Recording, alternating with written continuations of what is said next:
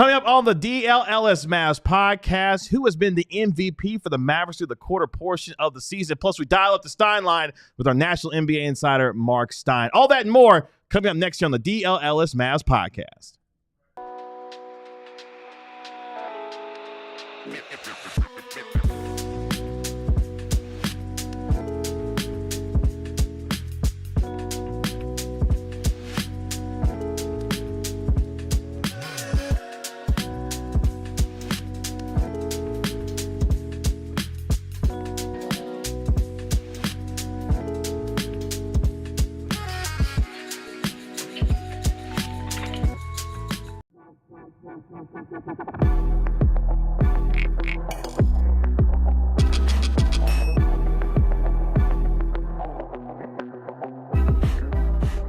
Hey, what's up, DLLS Mavs Nation? It's your man, Kevin Gray, alongside Mavericks beat writer Tim Cato and Mavericks analyst Bobby Karalla. We are DLLS Mavs, your favorite guys covering your favorite team every single day at Kevin Gray Sports, at Tim_Cato, at Bobby Karalla. And coming up next segment, you can always dial up the Stein Line for our national NBA insider, Marc Stein at the Stein Line, who has been the Mavericks MVP through the quarter pole of the season.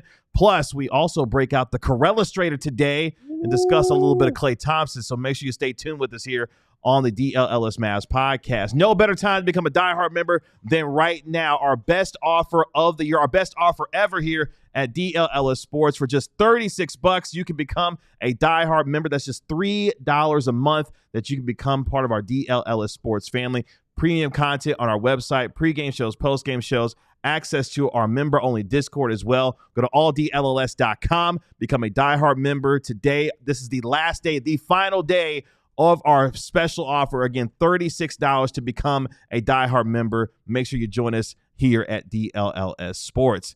But gentlemen, coming off of what was a fantastic win for the Dallas Mavericks last night, overcoming what was an 8-point deficit with 3.5 minutes to go, the Mavericks win their 5th straight game, taking out the Memphis Grizzlies, have catapulted themselves to 3rd in the Western Conference. And oh, by the way, clinched a spot in the NBA Cup knockout stage, where they will go meet the Oklahoma City Thunder next Tuesday for the right to get to Las Vegas to play in the semifinals. And who knows what can happen from there. So a lot to get to. Winning the cup. Yeah, to try and win the cup. That's what could happen there. Or hashtag win the double, as the hashtag became last night during the postgame show. Do you think Adam Silver listens to us? Maybe. Probably. Odds are probably. Why don't the media members covering the NBA Cup also get a cash bonus? That... I mean, who's done a better job building hype for the NBA Cup than us here at DLLS well, Sports? If there was a cash bonus, yeah, I would be glazing. And Marc Stein would get $1 of that bonus. $1, Bob. $1. Oh my God, the praises I would have sung if there was a cash bonus involved with this. The NBA Cup, a classic, a unforgettable moment in sports history, a revolutionary idea that's never been attempted before, a superior version of the Champions League, more historic, more revered. But I'm not going to say all that because, yeah. Hey, Adam, pay me. Pay Tim Cato to promote more of the NBA Cup. We did get a classic. That's not how journalism works. No, it's not. But it's good for jokes. We got a classic last night at the American Airlines Center. The Dallas Mavericks were able to use what was a 18 to 5 run, over the final 3:34. Spencer Dinwiddie's go-ahead three-pointer with a $1:40 left deliver the Mavericks a lead that they would not relinquish, and they now are a season-high 6 games above 500 at 14-8, have won 5 straight. And yes, boys and girls, 9 of their last 10 games. They are the hottest team in the Western Conference, Tim Cato, as Spencer Dinwiddie came up large last night, not only knocking down those 2 threes, but has continued with his playmaking. The vibes continue to be strong for Spencer Dinwiddie. I'm still just bamboozled, just baffled how Dallas won that game. So I added it up. What was happening last night? That was, all the sloppiness. It was missed free throws, it was turnovers. So 25 turnovers, 14 missed free throws. That's 39. 39 combined missed free throws and turnovers. Would you like to guess how many shots the Dallas Mavericks made in last night's game? I would say fewer than that.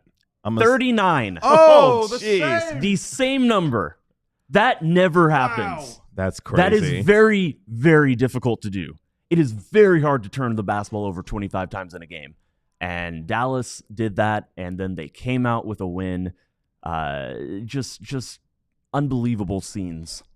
The Mavericks, 25 turnovers last night, the most turnovers, Bobby, in a game in 5 years. They haven't had that many turnovers in a game. Just for them, though. Yeah, just for them. Yeah, that was the most turnovers they've had in a game since November of 2019 against the Los Angeles Lakers. They missed 14 free throws in the game as well, but still overcome all of that to find a way to not only win the game, but get the necessary point margin to be able to advance in the NBA Cup tournament as well. Yeah, I mean, that's the thing. So last night, they actually shot it really well. In the fourth quarter, they shot it exceptionally well. Before that, they were kind of okay. But, for the game, they ended up with an effective field goal percentage that would have them in the top 10 of the league. It was one of their best shooting games of the season.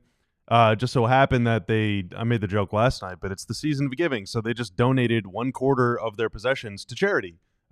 Great job, guys. I hope you feel good about yourselves. But, it was really, really, really sloppy. And, this is they won the game, so we can say this comfortably. But after what happened in Portland, when Portland just shot the skin off the ball, 58% from three or whatever it was, and the Mavs still found a way to win that game despite being down all these guys, right? And then what happens last night is they cannot stop giving the ball to the other team. They cannot box out to save their lives, and they still find a way to win this game. And there's been a lot of other those kinds of games over the last couple of weeks where they're just finding a way to win. Every game has been its own little universe, in this season so far. And eventually, it would be nice to reach a cruising altitude where everything is just smooth and great and awesome. But, I think if there's anything that we've learned about Luka-led teams is that there's going to be a lot of weird stuff that happens sometimes. Games will feel weird, and there's going to be just a lot of stuff you don't expect. And, the most important thing, especially at this time of the year, is that this team seems to already have the belief, the composure, the confidence, the experience, the know-how, and most importantly, the depth to win a lot of these games that maybe they shouldn't, or that are coin flips, or they're winning when they're only bringing their C game or sometimes even their D game. And last night was a really good example of that. They were able to improve to 5-7 in clutch games after what was a dismal start in such clutch games earlier this year. They are rallying and playing their best basketball down the stretch when they need to here recently. And Tim, last night, obviously the vibes were really high for this team, but particularly one guy for some Mavericks fans who was maligned coming back to this team, maybe not sure what he could still bring in his second tour of duty. But Spencer last night, to mention it one more time, 9 points, was a plus 15 in that fourth quarter, knocking down the two biggest threes of the game. P.J. Washington knocking down what was the dagger for the Mavericks to go ahead and win last night's game. But you had an opportunity last night to talk with Spencer Dinwiddie during the post-game press conference. I did. It was I had to leave halfway through to come talk to you guys, but I wanted to ask Spencer about, I asked this to Derek Lively as well, but just what it's like to be in the midst of a game where everything seems like it's going wrong. And so many of the mistakes were individual mistakes, but when there's that many individual mistakes, I'm not an athlete, but I could see how the mentality would shift to, oh, this game is just cursed, and whatever happens, almost abdicating responsibility when that much is going wrong. Or maybe just in another way of just saying everything is stacking up, if from the Mavericks perspective, everything is stacking up against us, and, just kind of faltering in the hope that this game was going to turn around. And again, I think professional athletes by and large are resilient and don't tend to, they tend to, keep the hope. That's a saying, isn't it? Yeah. But I was curious what it felt like in the midst of that. And I thought Spencer had several really insightful answers. We can play one of them. In fact, this is what he had to say about it. What does it feel like to be in the midst of that when it does feel like everything's going wrong, when you keep looking up and it's another turnover, another free throw? How do you stay grounded? I mean, just keeping an eye on the big goal. We wanted to go to Vegas, obviously. So shout out to the NBA for the Cup game, and adding that, extra layer of competitiveness. We didn't want to let the game completely slip away. And yeah, from there, then it's just one play at a time. How much were you focusing on the Vegas implications? Obviously, you said you were aware of it. Were you, were you looking at the standings? Did you know what would happen with a win? And I mean, we didn't know everything, but we knew obviously to a degree because of the New Orleans win that if we won, we had a pretty good chance. So, approaching the game with that mindset. And again, shout out to the NBA for adding another layer of competitiveness in, November, December. And so we really didn't want to let the game get away. Like I've seen games in the past that are early in November, December, stuff like that. And you maybe have a bad third quarter. You just say, you know what, we got to run up. Like it is what it is. Obviously, we're playing for something meaningful, and that didn't happen tonight. Also, one more banger of a quote from Spencer, if you want me to toss it out. Dinwiddie says, "We believe any given night we have the best player on the floor. Any given night we have the best closer on the floor. And those are two different people." Really kind words about PJ Washington. We might have the best shooter on the floor, who is a third person. The best lineup of rim protection, which is two other people.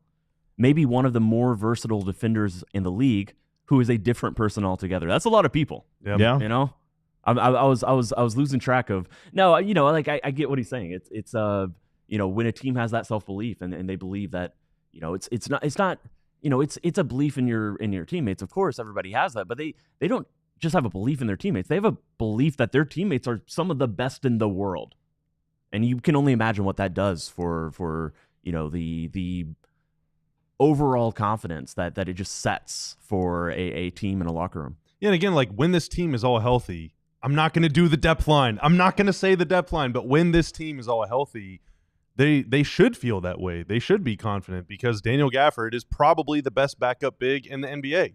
It's either him or Al Horford, probably, right? Yeah. I mean, that's kind of it. Yeah. Naz Reid probably in there too. Najee Marshall has been one of the best six men in basketball. Klay Thompson has been playing poorly. Najee has not been playing, and they're still winning without those guys. And sometimes last night Gafford wasn't very good. He barely played at all. And when one of Gafford or Lively go down, they have Dwight Powell, who's probably the best third big man in the NBA. Yeah. Maxi Kleber, when he's playing well, is one of the best team defenders in the NBA, even if he's a 0 on offense. Like, they have so much quality. Quentin Grimes, one of the most handsome players in the NBA. Absolutely. But he's been playing great too. Like they have so much quality Shaded throughout Hardy, the roster. one of the most confident players. Certainly not lacking in confidence. But when they're missing one or two guys, they have enough depth to stay afloat. The issue with this team is when they've been missing 5 guys, or 6 guys, and even then they're still only losing by 1 shot. So like they should feel that way. Now, just feeling that way is not enough to get you over the finish line. You can feel great about yourself and have a terrible day. You can feel great about yourself, commit 25 turnovers.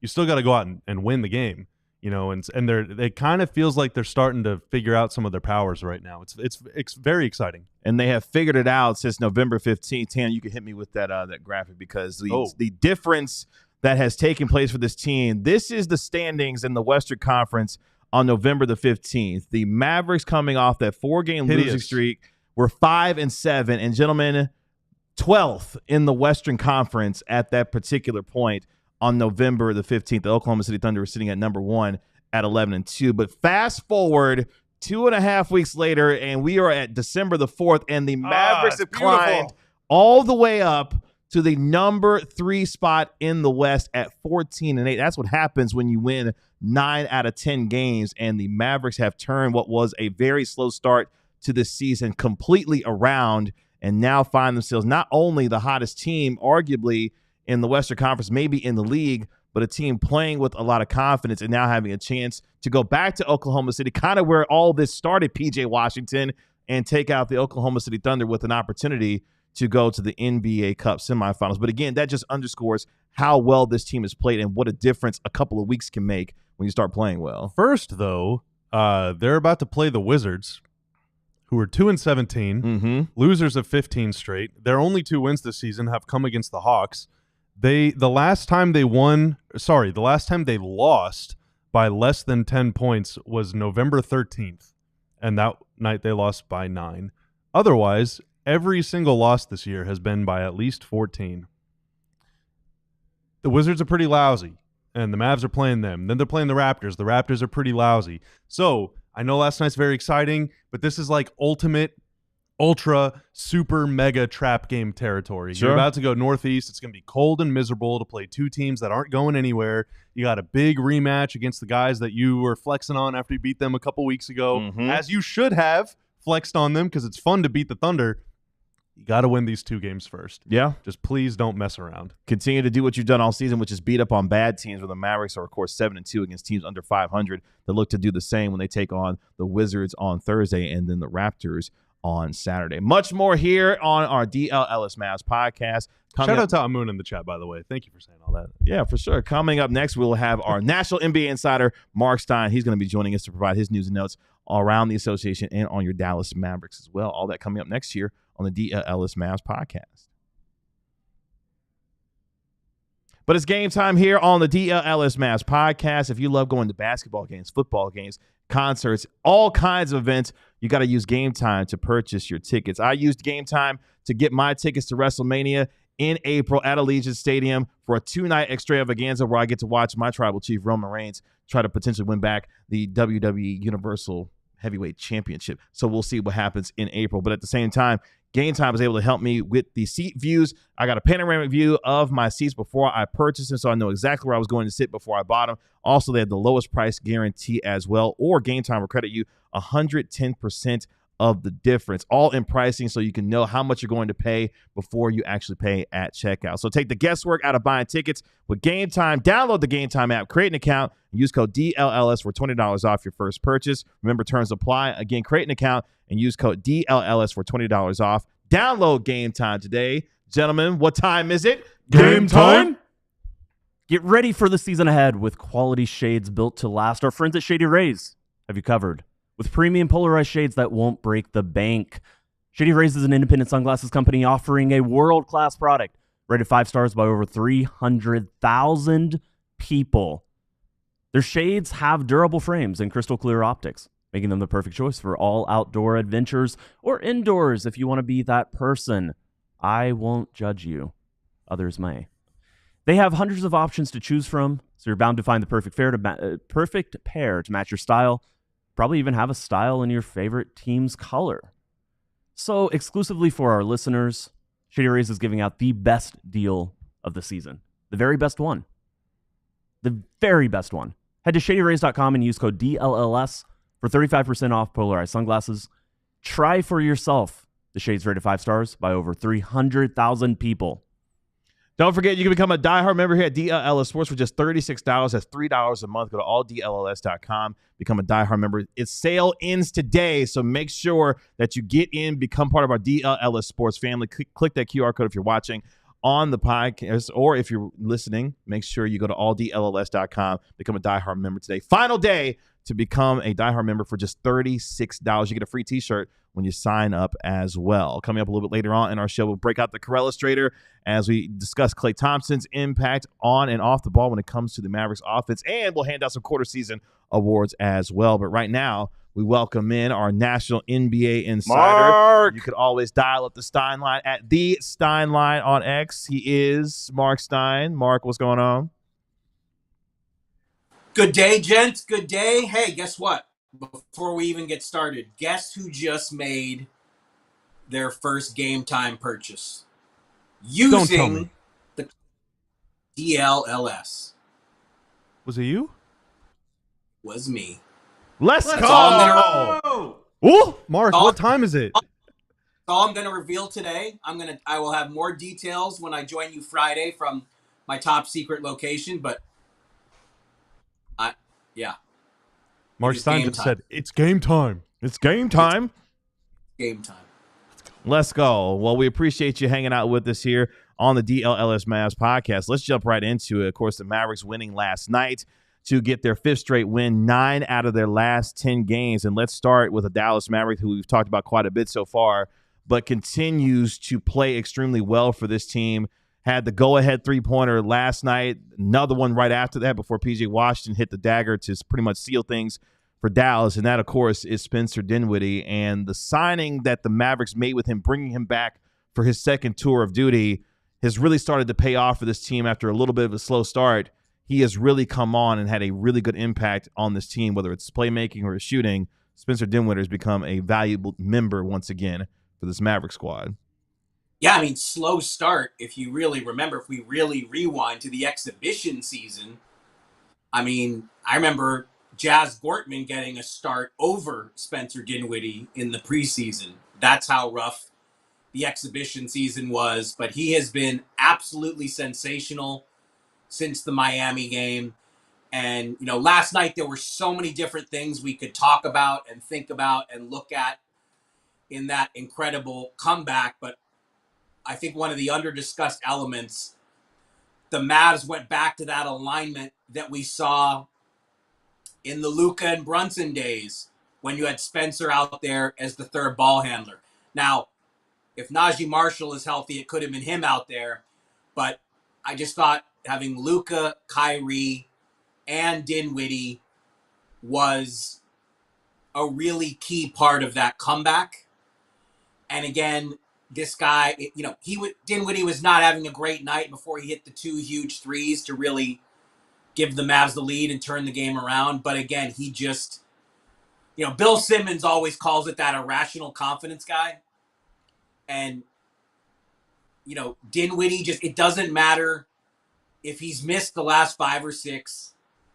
He takes the right shot fearlessly, and that is just such a valuable skill to have. And again, we've gone over this so many times, but I think it is worth repeating that again. Dennis Smith Jr., they could have looked at Markelle Fultz. They did look at Taylor Horton Tucker. There were other options, but Spencer Dinwiddie had a body of work that the Mavs were very familiar with. And let's be honest, they wanted Spencer Dinwiddie last season. He chose to go to the Lakers instead. He played his high school ball in Southern California. It was a chance to go to his hometown team. That move didn't work out. Given another chance this summer, Spencer decided to return to Dallas. And, you know, I think it is interesting and instructive. You know, even when he chose the Lakers, he was building an off-season home here. He has remained an off-season resident here. So, you know, he clearly feels very at home as a Maverick. And as Tim was saying, I heard part of that first segment before I joined you guys. And he's a great talker, great interview. Selfishly, for the media side of it, when Spencer plays well, it's good for us because it gets him in the media room. And we like that because he says a lot of notable stuff. And he was quite open and honest yesterday on a lot of different topics. And good discussion. His 2 makes in that PJ one, before those 3 shots, they made their last 3 threes of the game.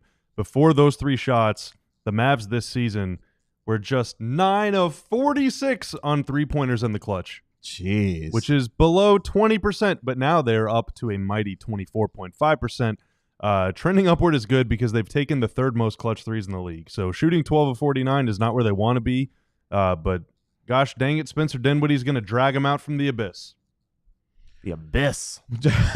And did so in a big way last night. Mark, as we look at this stretch, this team, after a 5-7 start, has climbed all the way up to 3rd in the Western Conference standings. What has stood out to you most about this run that the Mavericks have been on that you've noticed and the difference that has been for this team over the last now 10 games? I mean, to me, the big difference between, you know, if we cut the season in half, is at 5-7, we were saying, wasn't this supposed to be a really deep team, and where is that depth? And in the last 10, 12 games, many of them without Luka, I mean, it's just been a slew of different guys contributing to the point where, you know, you always ask me, where is Dante Exum?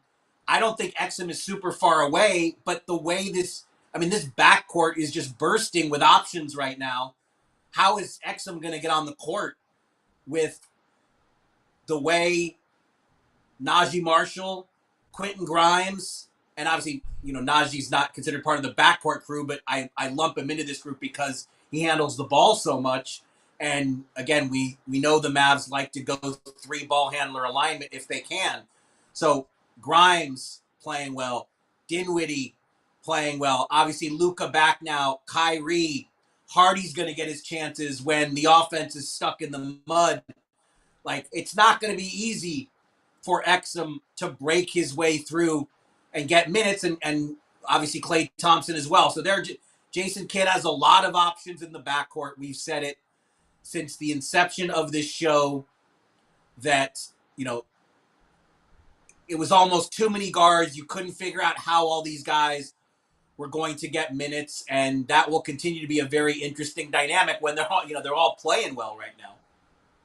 The Mavericks get ready to go on an East Coast trip where they take on the Washington Wizards and the Toronto Raptors before setting up a date with the Oklahoma City Thunder to try to get to the semifinals of the NBA Cup tournament.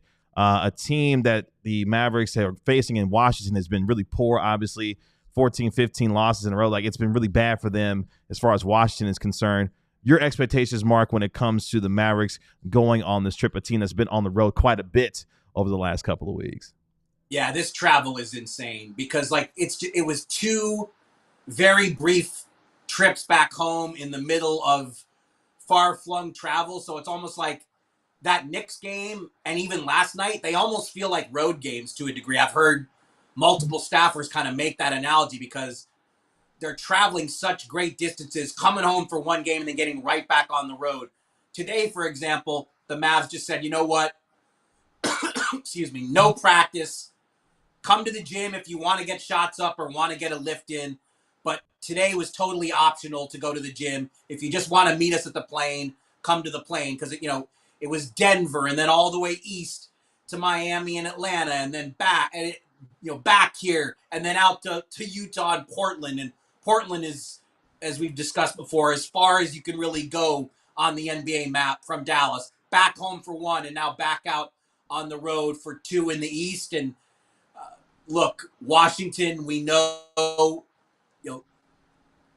they are the worst team in the league. There's no sugarcoating it. There's no getting around it. They have been, they went 0-14 in November.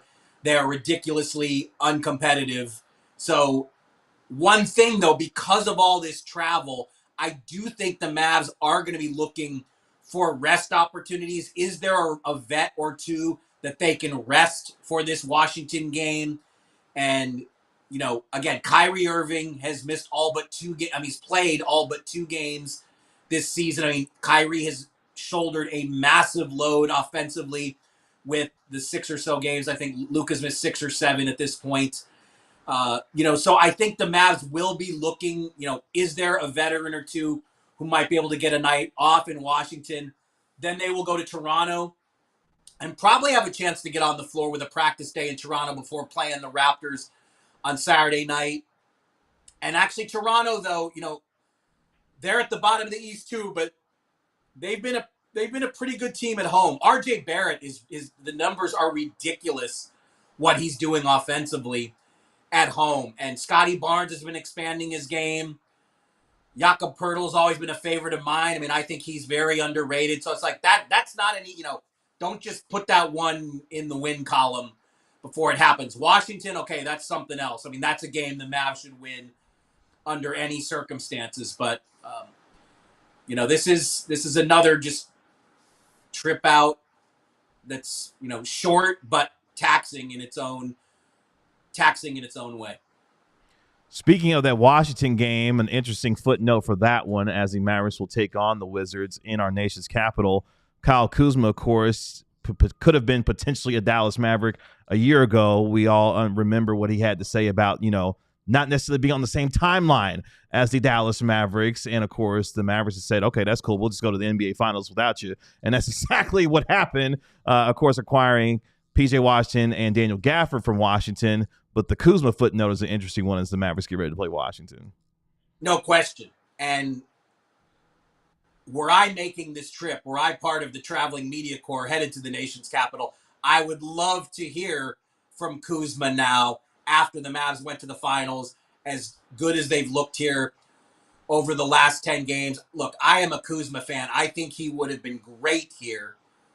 But the question is, had things gone differently, would the Mavs...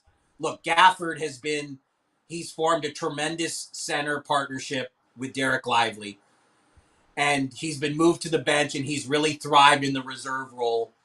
But the Mavs didn't just get Gafford on trade deadline day last year. They got P.J. Washington, too. So the question is, had they gotten Kuzma, would that have been it? Could they have still had it been Kuzma instead of Gafford, could you have gotten Kuzma and P.J.? that seems like a pretty tall order. And I think if you look at it through that lens, the Mavs are pretty happy to not only get a second center they can count on, but PJ, who does so many things for this team. And we know that he's in the running for Bobby Karalla's favorite Maverick somewhere in those rankings. Not just mine. That's my guy. That's my guy. My finger is way in front of Tim's face. I'm not like poking Tim in the face. Kevin Gray is he's the PJ Washington beat writer. That's already well established. And I want to just real quickly, Kyle Kuzma did talk a little bit about this. He had a one-on-one interview with Josh Robbins of The Athletic. Good guy who covers the Wizards in the league. I thought the most interesting thing that he said about it was, he was asked about, did you have regrets about wanting to stay in Washington, telling Michael Winger that he wanted to stay in Washington. He said, absolutely, this is a quote from Kyle Kuzma, absolutely not. A big part of the Mavericks becoming who they were was getting an extra center and a forward. If I'd went there, that wouldn't have happened, getting 2 impact players. When you look at who won the championship, it wasn't just a team with 3 or 4 players. It was a team with 6 or 7 really good players. They had some players, so you need more players to win, in context, to win, a title. So man's got a point. He does kind of have a point. And he's almost saying, like, it worked out better for Dallas to do what they did in a weird way without quite saying that. He knows ball, dude. Yeah, he is a ball knower. Yeah, so, you can't be too upset at that quote or that reasoning. And certainly it seemed to work out best for both parties if Kyle Kuzma doesn't have any regrets about it either. Well, look, I think that interview was during training camp, if I'm not mistaken. It was, yes. October 9th, I believe, or 7th. For this 6th. 0-14 November for the Wizards. And look, that is a 1 bazillion% accurate answer. But the question wasn't, do the Mavericks have regrets? I think the Mavericks would say no for all those reasons you listed. But look, I think there would unquestionably be a reporter or 3 or 5 looking to speak to Kyle Kuzma this week and re-ask that question. But as I understand it, Kyle Kuzma missed Tuesday night's game with a rib injury. Sorry about that. I keep coughing, guys. Can't help it. I guess I can't stop shouting. I'm such a damn shouter. So the whisper that's been relayed to me is that rib injury that sidelined Kuzma from their last game, it very well could keep him out of this game as well. And so if this injury prevents him from playing, when you're injured, you're not even required to do interviews. So I don't know if we're going to get – I don't even know if Kuzma is going to be – if reporters are even going to have the chance to ask him anything, because if this injury does rule him out Thursday night, he probably wouldn't be required to do media. So I don't know that we're going to get any updated answers on this, but something tells me there will be zillions of Kyle Kuzma tweets on Thursday night, one way or the other. Should be an interesting game from that standpoint. The Mavericks will look to extend their win streak to 6 when they visit our nation's capital on Thursday. Before I leave, what's in the chat? What are the people saying? You got Charlie Saturdays in the chat. He's here, so he's having a good time. Can't have Dinwiddie if you have Kuzma. He says chemistry is important. Let them play. Let's see. The vibes are good. That's all you need. The vibes Patel, are good. Him of the Rat-a-Tat album art of his profile pic. He says no reference to the Jazz loss yet. So I think we've set a record. So all good on this side over here for you, Mark.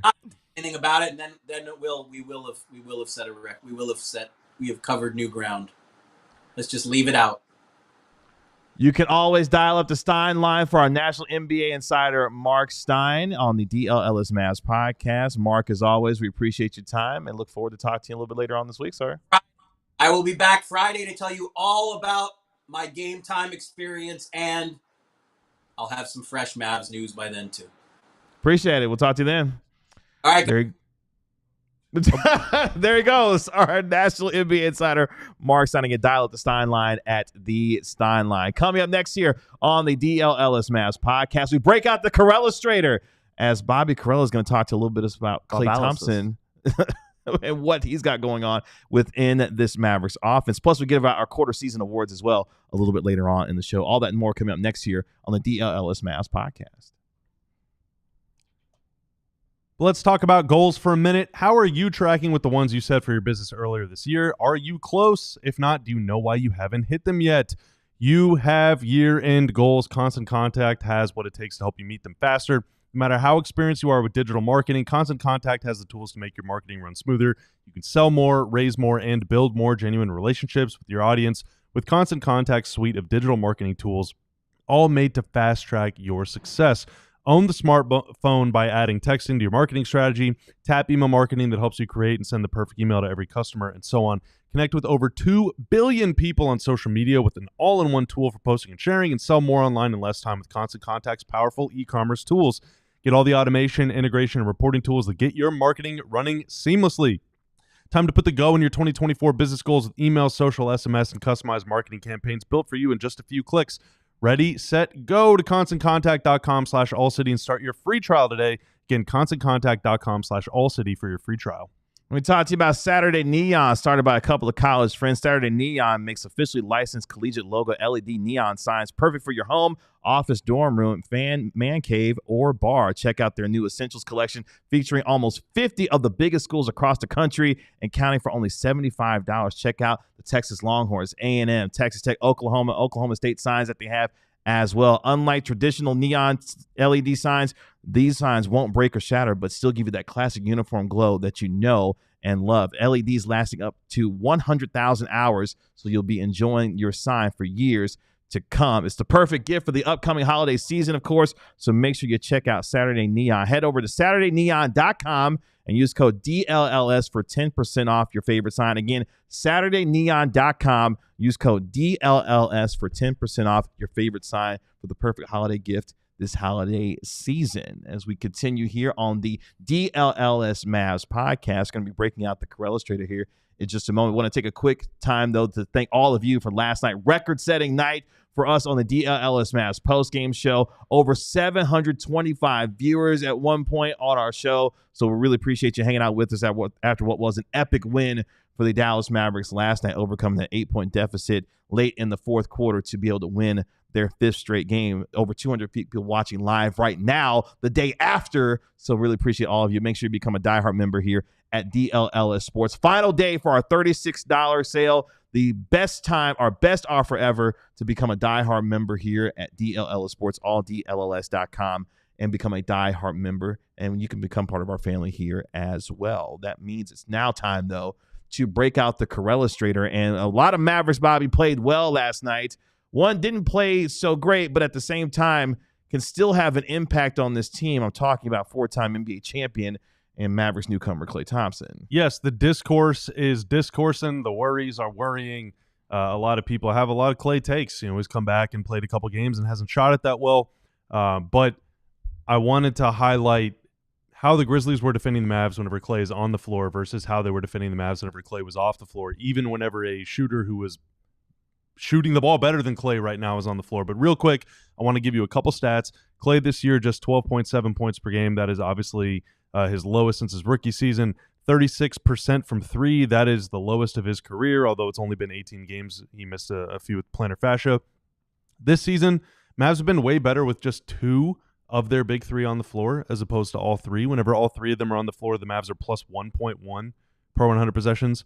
Whenever it's Klay and Luka, Mavs are plus 23.2. Whenever it's Klay and Kyrie, the Mavs are plus 8. Whenever it's Kyrie and Luka, the Mavs are plus 27. Granted, those guys have missed so many games collectively. It hasn't been a lot of minutes with any of them on the floor as just a duo. But the trio, they've played 285 minutes. They're playing winning basketball, and that's despite Luka getting off to a slow start, and in particular, Klay getting off to a slow start. But here are some examples from last night's game. We're going to cruise through these. Tanner, let's go to play 1, pick 1. Now, I can't show video, otherwise Adam Sandler. Adam Silver will come down from Secaucus or whatever and yell at me, so you're going to have to watch these. And we've already established he is watching. He is watching. Right. He's always watching. Now, he watches every stream. So the Mavs 5 on the floor is Luka, Dinwiddie, Kyrie, and Maxi Kleber. They're around the perimeter. Keep an eye on Santi Aldama. That's Maxi's man. Now, the Grizzlies are going to double Luka. He's got it going right now. They're going to force the ball out of his hands. So Desmond Bane is going to leave Dinwiddie, and everybody's going to rotate. So you'll see Scottie Pippen come up and guard Dinwiddie. You'll see Aldama go and guard Kyrie. So as we go to this next frame, Luka's swinging the ball to Dinwiddie. Dinwiddie's now reversing the ball over to Kyrie. Now, this shows they are leaving Maxi Kleber in the corner. He is all by himself. Maxi Kleber is wide open. As we go to the next picture, Maxi Kleber, after the ball gets swung again, is still wide open. Aldama is now rotating down to Daniel Gafford. They are just basically, the Mavericks are playing this possession 4-on-5. This is because the Grizzlies are willing to concede something. You have to concede something against Luka Dončić. He's too good. You have to concede something against Kyrie. He's too good. And so as we go to the final picture of this, Luka is going to try and kick it out to Kyrie. Again, Maxi is so wide open. Look at that. This play ends up in a turnover, though. Kyrie doesn't catch the pass cleanly. Scottie Pippen ends up stripping it and taking it to the house. So the Mavs had to play this possession 4-on-5. It doesn't matter how good Luka and Kyrie are. It's really hard to score 4-on-5. What if Maxi was a slightly better shooter, though? What if Maxi was Quentin Grimes? Let's go to the next sequence, and you're going to see it doesn't matter. Quentin Grimes is one of the hottest shooters over the last couple weeks. As Kyrie gets around Scottie Pippen on the perimeter, big man Jay Huff is going to follow him as well. The Grizzlies' bigs were playing up at the level of the screen and then retreating toward the rim. So you're going to watch Desmond Bane in this weak side corner. He is going to completely abandon Quentin Grimes in the corner. As we go to the next picture, Jay Huff is containing Kyrie, but Bane rotates super early. Again, they are leaving Grimes wide open. Quentin Grimes, a career 45% shooter or something absurd from the corner. He's scored 20 points in 3 straight games at this point. It doesn't matter. They are going to do whatever they can to keep Kyrie from scoring at the rim. And as Kyrie rises for this jumper, he eventually misses it. But you see, Bane ends up this play on this next picture. Bane ends the play all the way in the restricted area. Okay, no, it's all good. It's you're just gonna have to trust me. Bane keeps going. They're leaving Grimes wide open. Now let's look at a couple examples of when Klay was on the floor. Okay, so it's the exact same configuration as the previous play, only it's Gafford instead of Lively, it's Luka instead of Kyrie, and it's Klay instead of Grimes. But the spacing is the same. The exact same situation is unfolding. So Luka is going to get around John Morant. You see Jaren Jackson playing at the level of the screen, hands wide. Marcus Smart is playing the gaps. The Grizzlies are defending this perfectly. And as Luka puts the ball on the floor and we get to this next picture, look at Luke Kennard in the corner. He is not rotating over to help on Gafford. He's staying home on Klay. He doesn't even have a foot in the paint. He is way out on Klay. Now, part of this is because Luka's such a good passer that Kyrie, you might not, as an opponent, you might be willing to bet that Kyrie can't make that pass, whereas Luka has the height and the size and the vision and the strength to make that pass more accurately. But where things get even more dire for the Grizzlies is in this next picture. Luka's going to hit Ja with a little bit of a chicken wing to create some space. Jaren Jackson is now engaged with Gafford, and so Luka's about to get either a wide-open floater or a wide-open layup. And again, Luke Kennard in the weak side corner is powerless to help this, because he is probably going to get yelled at by like 5 different people if he leaves Klay wide open for 3. So we go to this final picture. Luka's got a clean look at the rim. That's probably the easiest bucket he's going to score in this game. And the Grizzlies are a top 10 defense in the league. And they have said, we would rather Luka get floaters and Kyrie get pull-ups than Klay get open threes. We'll let Quentin Grimes get an open 3. We're not going to let Klay beat us. Let's go to this last play now. Klay again in the weak side corner, being guarded by Marcus Smart. Marcus Smart is kind of a gambler on defense, right? He's got the strength to contend with bigs. He's got really good instincts, really good hands. He can play passing lanes, create a lot of havoc, and force a lot of turnovers.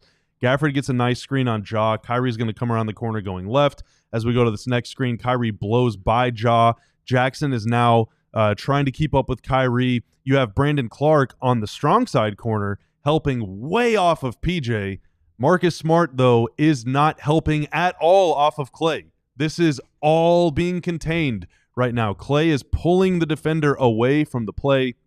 Kyrie recognizes this is happening, and so as we go to this next play, or next screenshot, he's going to just drop off a pass to Daniel Gafford. He's completely engaged Jackson and Ja at this point. Gafford's going to collect this ball and go up, and Marcus Smart is just going to have to watch this whole thing on this last play. He's still, as Daniel Gafford is rising to go for an and one layup, Smart is still not leaving Klay. I mean, he kind of is now because the play's basically over. But that entire play happened, and Smart was powerless. He had to stay next to Klay in the corner. And so that's just a few examples from one game. Of course, Klay's played 18. His numbers have not been impressive. He has been disappointing. I thought that he was going to be a better shooter. I thought he was going to be, maybe a little more dynamic off the dribble. I have liked his defense so far this season. I think he's been pretty good defensively for the most part, outside of some sequences when he had to guard Ja, which is really tough to do.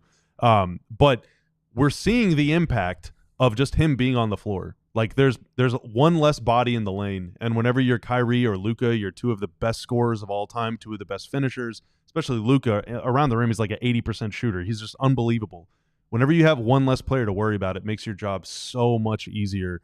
And so I would say, as Klay continues to get a little more used to the offense, a little more, knowing where he's going to get his spots and everything, I would just say be a little patient with that and be more appreciative of Jesus, these looks are clean that these guys are getting. Now, if it's April and he's still shooting 36%, oh boy, that's going to be a bummer. But for now, it's been good. Yeah. And spacing is not always a logical thing in the NBA.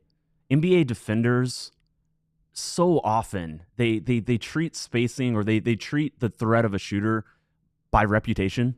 Klay Thompson, it doesn't matter what he's shooting. It doesn't matter if he stays a 36% shooter. Certainly the Dallas hope's not. He's going to be, more shots going in, more ability to, more confidence for him to just launch. Like there's way too many, dribble and then shoot, type situations from Klay. I think right now everybody's kind of seen that he's either passing up or he's not taking the first open look. But that spacing, I truly believe it doesn't matter how bad. He could shoot worse than he's shooting right now. He could take fewer shots. That passive spacing, that passive effect on, of just stretching out a defense is always going to be there when he's on the court. The mere threat of him being out there beyond the 3-point line. Yeah, exactly. It doesn't. The rest of it doesn't matter to that specific aspect of what he brings to the court. Again, the rest of his offense, what he is actually producing, that is something that we would all like to see improve. It's Dallas would like to see it improve. Dallas expects for it to improve, but genuinely, I do believe that's going to be there no matter what happens. And certainly it is, as Bobby, just laid out in depth. It's definitely having a positive effect on the team. One quick tag at the end of this, one stat.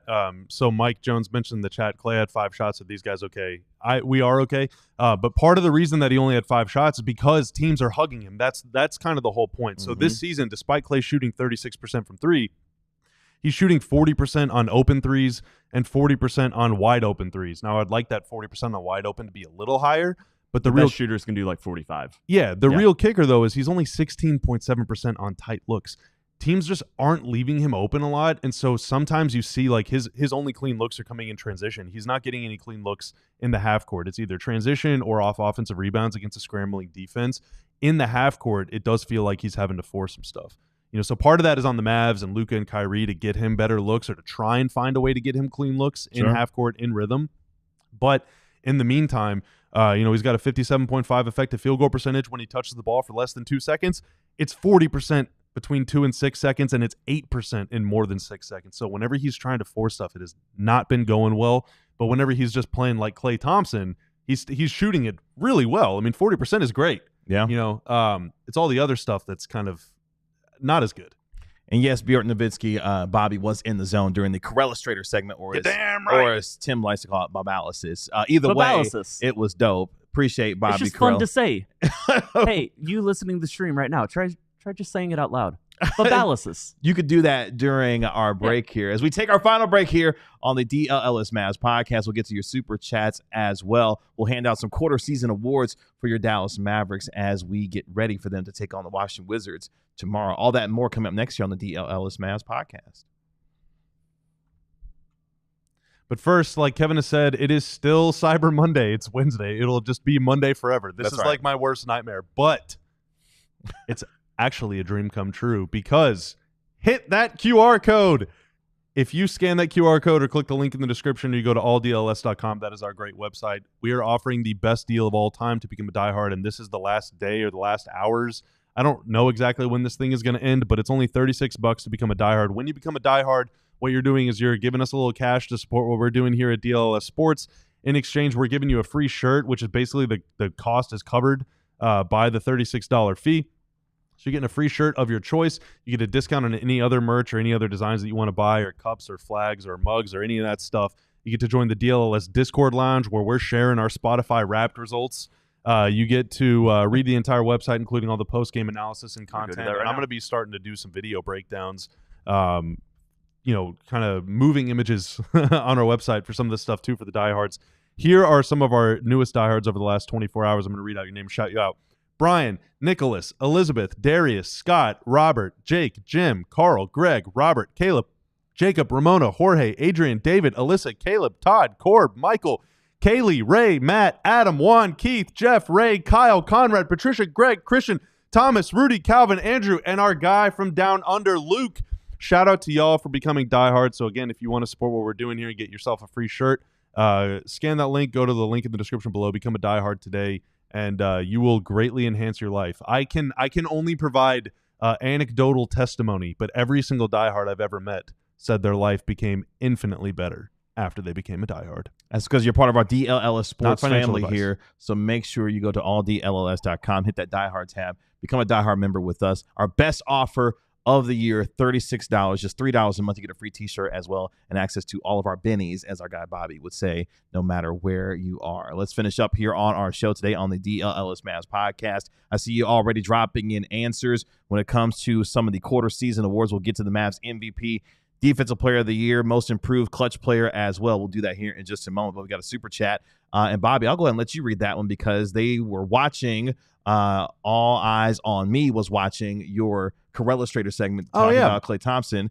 I'll let you go ahead and read that. I don't agree with the Klay take. I get it. He isn't having the best season, but he only had 5 shots yesterday. Hard to find a rhythm in games like that. Yeah, absolutely. It is really hard. You're out there for how many minutes did he play? 20, 25 minutes, something like that, and you only get 5 in a shots. restriction, an injury restriction. It was 20 minutes. Yeah. So yeah. just to clarify, yeah.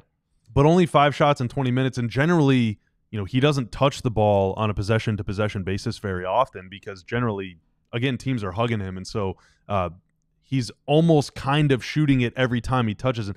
And that sort of mental thing of like, man, I finally get a touch now. I should do something with it because I don't know when I'm going to touch the ball again. That's been an issue that has risen up with plenty of players throughout the era. We saw, Tim Hardaway Jr., for example, was like, I'm touching the ball.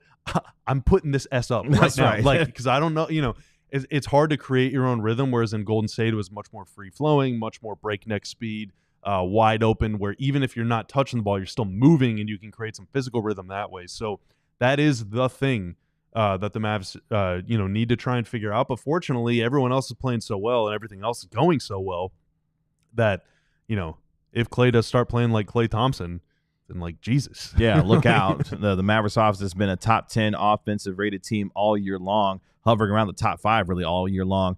If Klay Thompson gets it going, this Mavericks offense could be that much better, which gets us to our Mavericks quarter season awards. We are officially at the quarter pole of the season. The Mavericks are 14-8, a season high, 6 games above 500 with their win last night over the Memphis Grizzlies. Now own the longest current winning streak in the Western Conference with their 5-game run right now before they take on the Washington Wizards tomorrow night. So throw it in the chat. I've seen some of them already in terms of the Mavs MVP, Defensive Player of the Year, Most Improved Player, and Clutch Player of the Year as well. We've got some answering Kyrie Irving as their MVP. Luke says all 3 questions. The answer is PJ Washington. The Mavericks record with PJ is great. He's hit so many clutch shots, clutch threes, and defends the best player on the opposition. So Luke voting for PJ Washington to sweep all the awards. From G2OMI, the MVP, Kyrie, Defensive Player of the Year so far, PJ.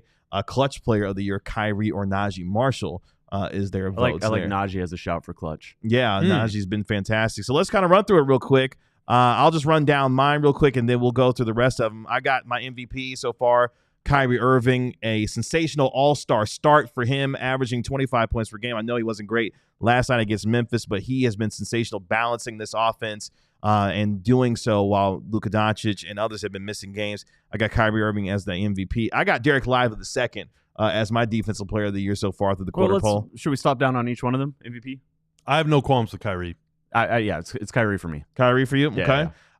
Defensive player of the year, I've got Derek Lively the second. PJ Washington was a close vote for me, but I'm going to go with Derek Lively the second. Got a defensive rating of 102.1, a plus 12.6 overall net rating, nearly 2 blocks per game, nearly 8 rebounds per game as well. I got the second-year player as my DPOY. So player of the match is a big thing in soccer. It's a bigger thing in soccer that you identify one single player as the best player. And so there's a Barcelona fan community that had this thing called MOTM, which was man of the match other than Messi. Because every single game, it was Messi. Yeah. And I do feel like we are very, very near. We are nearing to a point where it's going to be Lively. It's just all of the time, every single time, it's going to be Derek Lively.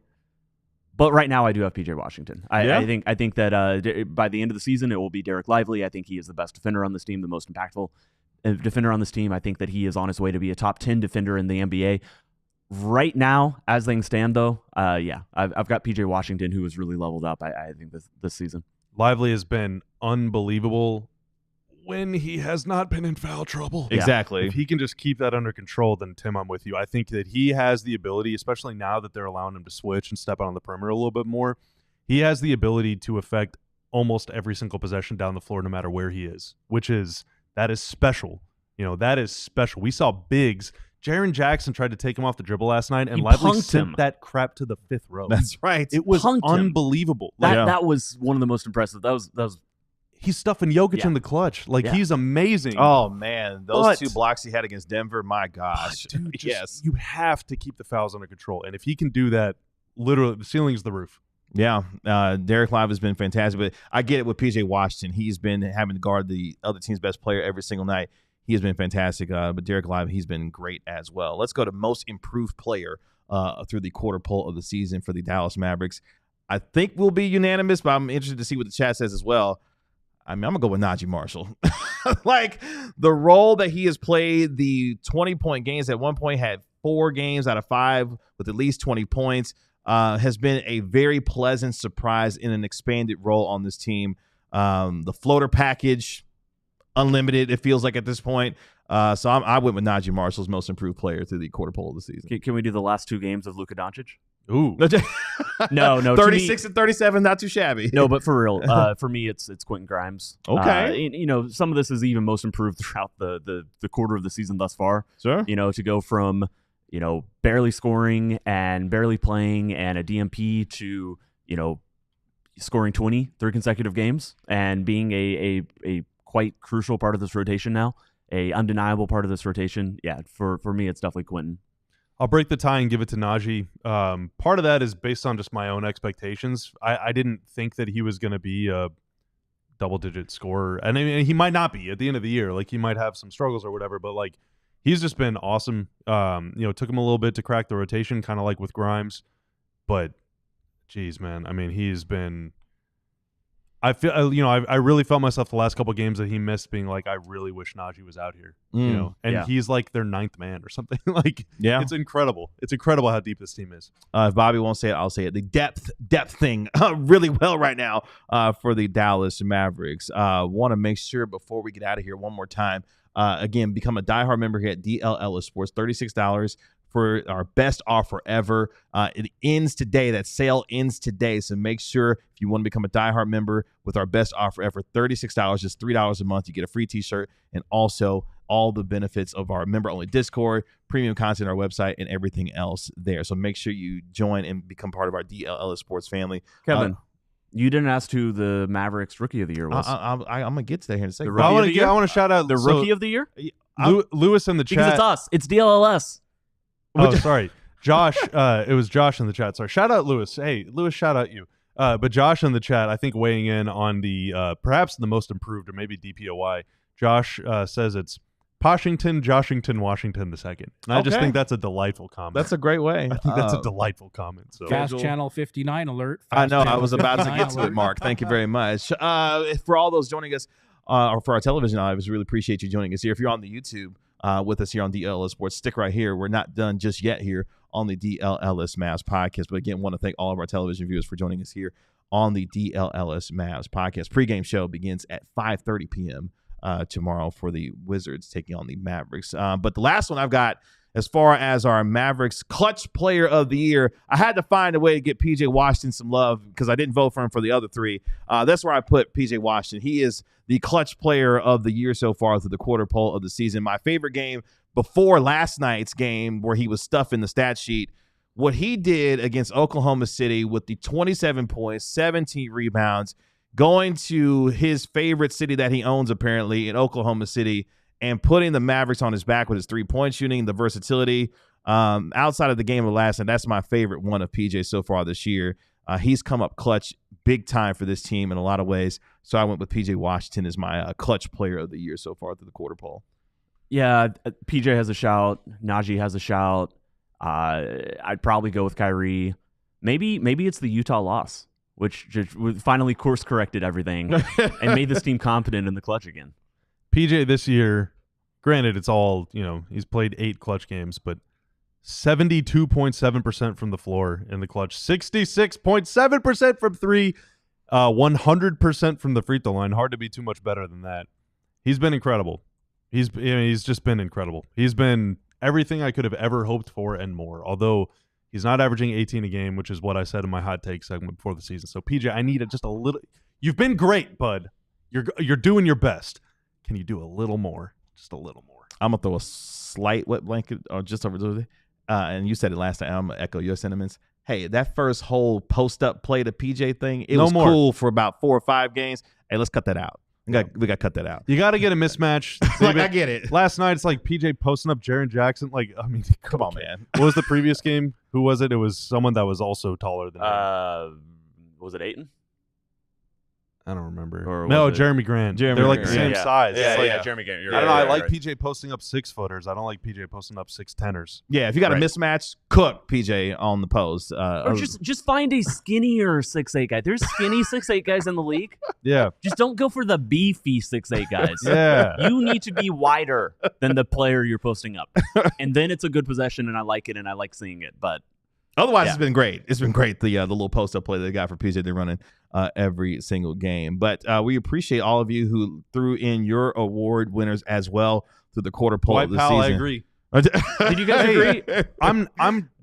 Let me just say, if there was like not a sixth man, if there was like I don't even know what you would call it, like a long shot of the year or whatever, like a 10th man of the year or something, Dwight, in the games that Gafford and Lively have missed, Dwight Powell has been so dang good. Yes. So good. To the point where in some of those games, he was playing better than the other guy that was also like that than the starter. Well, he's been really good. It'd be 11th man of the year. Okay. Because we have a first man of the year vote award. We have a 6th man of the year vote. And then we have an 11th man of the year. Yeah. I like that. That makes sense. First man of the year. I like that. You made that. I'm never calling it MVP. Luka is the man of the year. The first man of the year. Make sure you tune in with us tomorrow for our DLLS Mavs pregame show. Tip-off is at 6 p.m. in our nation's capital as the Mavericks look to make it 6 straight wins when they take on Kyle Kuzma and the Washington Jordan Wizards. Poole. Oh, jeez. My gosh, he's so bad. Make sure you tune in for our pregame show. I said it. He's bad. At 5:30 p.m. here on the DLLS Mavs pregame show. Again, 5:30 p.m. for our pregame, and we'll have our postgame 15 minutes afterwards after the Mavericks take on the Wizards. Appreciate our National NBA insider, Marc Stein, for joining us on the show today. For Bobby Karalla, our Mavericks analyst, Mavericks beat. Can I do my one last thing? You got one more thing? My one more thing. So someone Tanner got another show to do. So I know. Real quick. Quick. In the ancient days, someone said compare last night's win to a game of Pokemon. Last night's win is you're down to your last Pokemon. You have a Focus Sash. You hit Shell Smash, and then you reverse sweep your opponent. You go from being 6-0 to a 6-0 win or a 1-0 win, and it's just amazing. So that was last night's game. It was amazing. That's Bobby Karalla. That's our Mavericks beat writer.